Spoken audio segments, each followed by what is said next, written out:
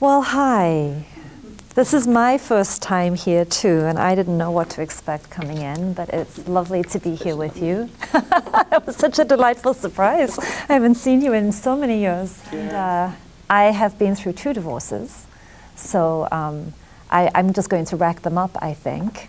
Do you know who Margaret Mead is? Have you heard of? So she was married 7 times, right? And near the end of her life, a reporter asked her about her 7 failed marriages, and she said, I don't have 7 failed marriages, I had 7 stage-appropriate relationships. And I really like that. So I'm well on my way to following in her footsteps. The first marriage had a lot of cultural differences. My first husband was Egyptian and Muslim. And I almost majored in women's studies, and so we clashed in ways that you can probably imagine. And then my second husband was from North Dakota, and we have the same story. And actually, you were the first person I've met who has had a very similar story. And I liked what you said earlier on tonight about how a lot of the grieving for me was grieving the illusion. Having that, thinking that you're in one life and relating to somebody as if they're a certain person, and then discovering that everything you thought was true is absolutely not the truth, was a very shocking reality. And it was quick, because it was clear what was going on. So that's a little bit about the history that I bring to the subject matter this evening. And what I want to share with you this evening is a process and some practices that I have personally found extremely helpful in my own navigation of the roller coaster of emotions that one goes through in any kind of ending, any kind of transition, any kind of separation. And I come to the work with a background in international education. I've lived and worked around the world, as Bob brought up. But also as a therapist. I work in private practice right now in Excelsior, and I do a lot of training and consulting and therapy. So I bring all of that, but really I'm mostly here to share with you this evening what I have personally found incredibly helpful in my own journey of healing and getting through shock and loss. So often people ask me about my accent. I'll give you a very, very quick overview. I was born in South Africa a long time ago, and then my father was a diplomat, so we moved every 3 or 4 years. So I actually come at the subject of grief and loss since very early on. So I grew up in South Africa. We lived in Malawi, which is in South Central Africa. I went to elementary school in Germany. I went to middle school back in South Africa. I went to high school in LA. I went to the U of M, I became an international educator, then I was in Egypt for 5 years, then in England for 5 years, then in Arizona, then in Bali, and now I'm here. Okay? So, and that's why you can never place the accent. So there you go. So the subject for this evening is self-compassion. You are more than welcome to stop me at any time, ask me any questions. What might happen, or what might be the easiest thing to do, is for me to just talk a little bit about self-compassion and practices that I found helpful. And then we can always do Q&A at the end. But if you have questions along the way, certainly just stop me. And it can be conversation-based. So it really is co-created in whatever way you like. Any questions on that before I dive right in? No? All right. So I have brought you a whole bunch of handouts, and I will just pass them around. One is just a little bit of an outline of what I wanted to talk about this evening. And I hope I have enough for everybody, so I'm just going to send this guy around. But let's start with just how we define compassion. And I think about compassion as when you recognize and you are aware of suffering of some kind, suffering or distress. And then it's not only the recognition of suffering and distress, but compassion is when we couple with that a desire to alleviate suffering. Okay? So when you take the recognition of suffering coupled with the desire to alleviate it, we have compassion. And so we, of course, feel that. If you come across a wounded animal in the road, many of us will feel compassion. You see the suffering, you want to help. And for many of us, at least for myself, so I'll talk mostly about my own process, it's much easier for me to be compassionate about other people than about myself.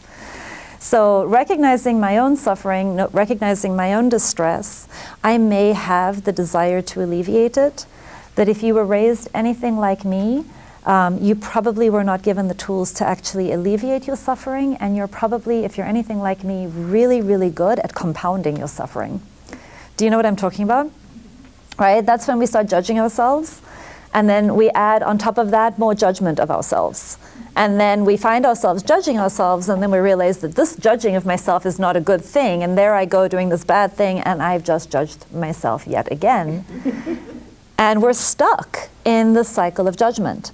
And so what I'm hoping to do a little bit this evening is to give you a framework for both recognizing what it is that comes up in us pretty automatically, probably because we've absorbed it from our culture, and then how we can become aware of that and how we can take steps out of that into more compassionate practice.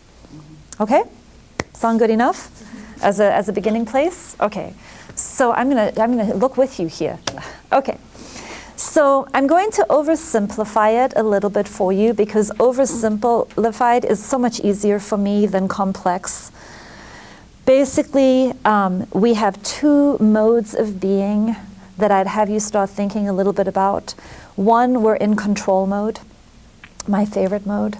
Okay, it's the one that I was really, really good at doing. I was in fact trained to control people as a teacher. I was in education, and there's so much behavior management, right? And so you get really, really good at having control practices in the world.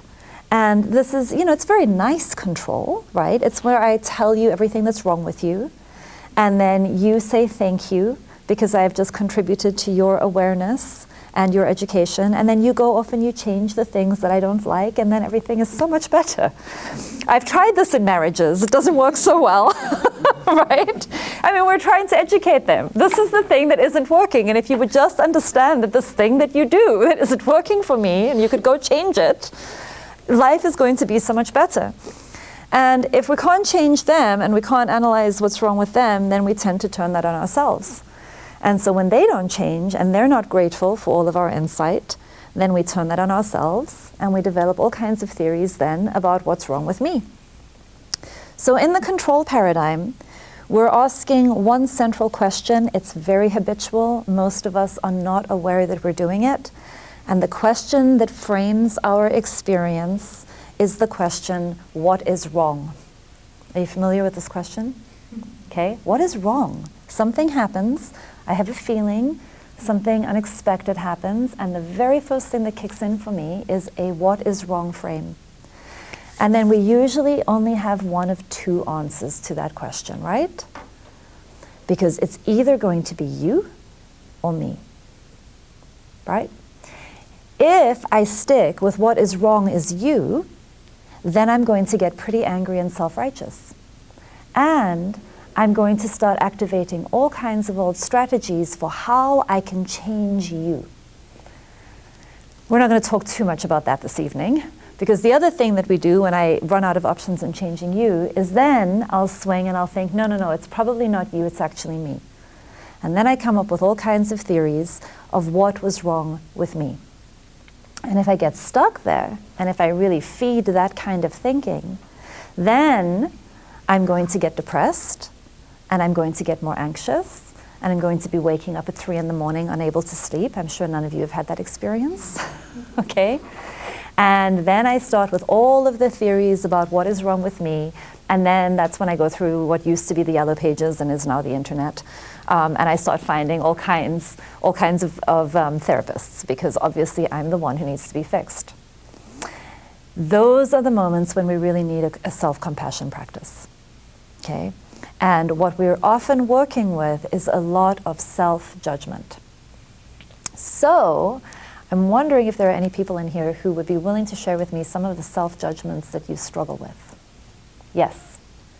Do it a lot. You're an expert at this. Yeah. I'd say right now I am judging myself because I was a stay-at-home mom Yep. for quite some time. Yep. And now my dilemma is I'm going into this mediation and I'm in need of spousal maintenance. And I mean, I get it. But I kept up, I'm a nurse by profession, kept up my licensure. I've done all these things. I'm taking a certification course online, but I have a voice in me every day that is saying, you're not going to get a job, Lois. Like, and that I get mad at myself, but I'm judging. Yep. And I really want to break through that. Yep, absolutely. So I'm not capable, why? Because I've been out of the job force for 7 Okay, years. so the problem is I have no experience, right? Lack of confidence. Okay, the problem is that I have no confidence. Shame and guilt. The problem is that I feel a lot of shame and I feel a lot of guilt. And what kind of thinking leads to the shame and the guilt? I wasn't good enough, or it was my fault. Okay. It was my fault. I wasn't good enough. Okay, I'm going to come back to these in a little bit, but we could probably, sometimes when I've done this, we can fill up all kinds of white papers all around the room, and we can just wallpaper all of the things that we think are wrong with us. And we tend to have this habit of thinking through the lens of what is wrong with me, because we have this incredibly outdated theory that if I can just identify what is wrong with me, then I can fix it, and then my life is going to get better, and then my relationships are going to get better. And what I would suggest to you is that I don't find that to be true. When I get stuck in all of the things that are wrong with me and I'm thinking through the lens of what it is that I am doing wrong, I actually get depressed, I get more anxious, I get more fearful, I see fewer options, and I spiral down. And it pulls me down into a dependent child position, as opposed to an empowered grown-up woman position. And then when I'm in the dependent child awareness inside of me, then, for me anyway, I start looking for people to rescue me. And I very often don't make my wisest, most grounded decisions when I'm in that space. So what I want to do is find a way of getting back into my future wise self. And so what I do is one, I identify the frame through which I'm thinking, and I'd suggest that you switch from what is wrong as your main theory into what will help. So you're going to replace the what is wrong question with a what is going to help me right now question. How can I make my situation better is a much more powerful question to be asking than an analysis of what is wrong. What is wrong will take you into the past. What is going to help and what can help make it better will take you into the future. And then you're going to start paying attention to 4 key distinctions. Okay? You have 4 key choices in terms of where you will start practicing putting your attention. The first one is that you can pay attention to the drama and the storyline. Okay? Another way of thinking about that is we can get very stuck in the whole big story of everything that happened to me and everything that is wrong with what happened to me and my evaluations of the badness of everything that is happening to me. And we can put a lot of our attention on that quality of data and information. The practice there, the compassion practice, is to begin to watch the story and to detach from your story, don't identify with it, and start practicing mindful, neutral observation of what is happening. So the first practice is a mindfulness practice. How do I begin to experience this thing that I am going through from a neutral, detached place? As if it is a story that I'm watching on Netflix or on Amazon Prime. How do I sort of pull back and say, oh, look, I'm in Days of Our Lives right now. That's what I am, and I am playing this particular role. And I know exactly how that storyline goes because it's so predictable. So what I start doing is I start watching what's happening to me from the perspective of somebody who's just watching a movie. It is incredibly soothing. when I can get into an internal space where my sense of identity and my worthiness is not wrapped up in and defined by what's happening to me. Okay, so that's one practice. Seeing very clearly what's happening with a lot of just mindful acceptance. It's also very grounding because it keeps you in the here and now.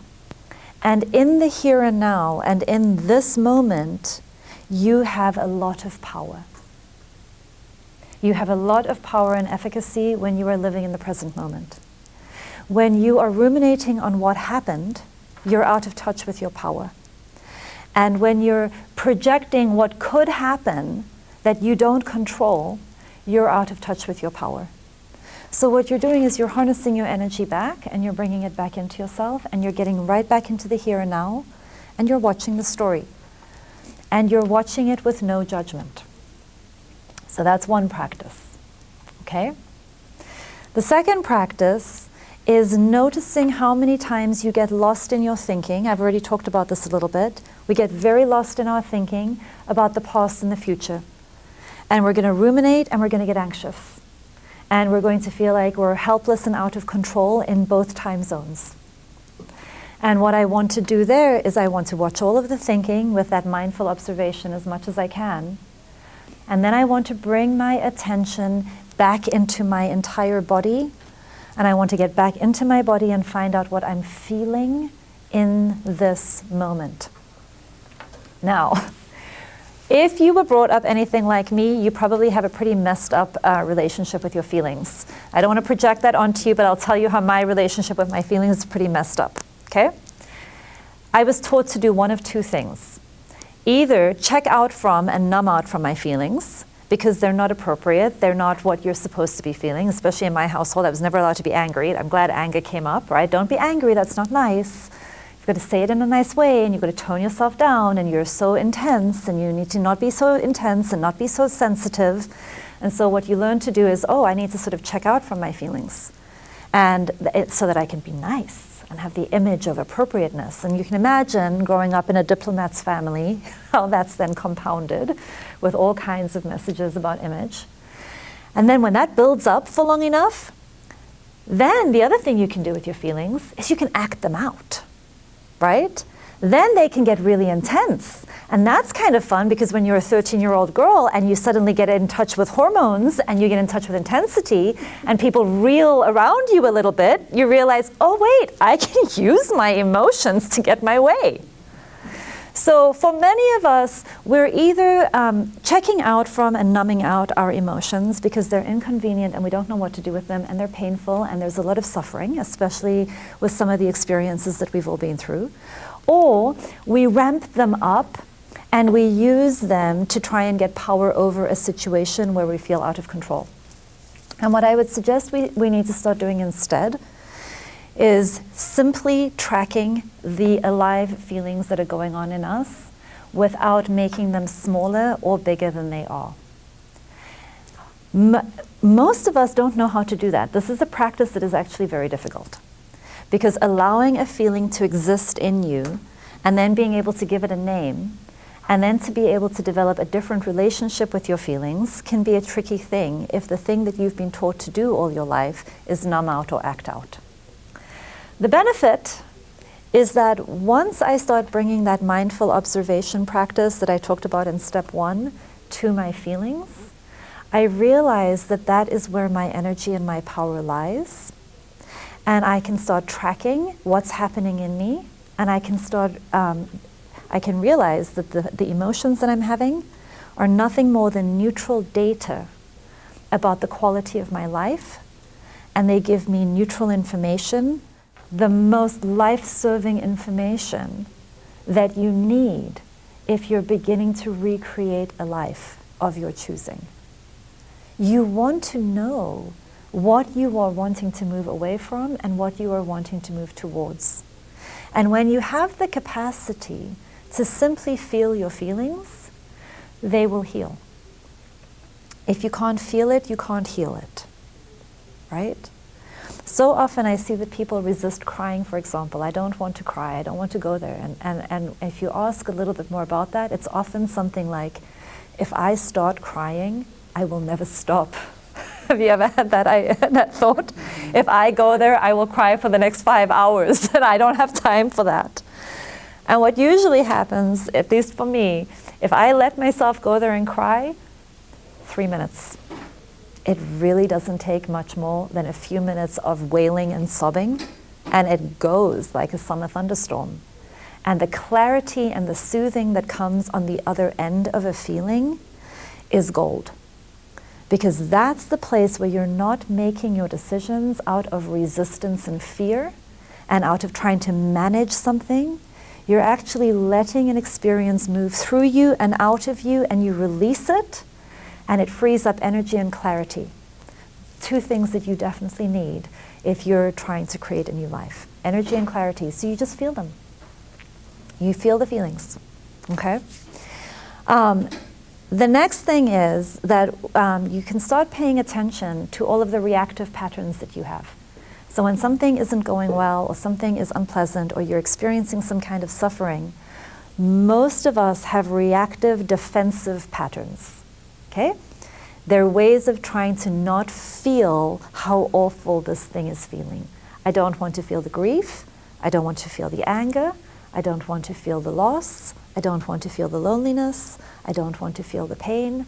So what most of us do is we find ways of going up into our heads, and then we get stuck in the past and the present, and then we ruminate, and then we're off in our little control strategies, and what we're likely to do in that place is get very stuck in an old pattern.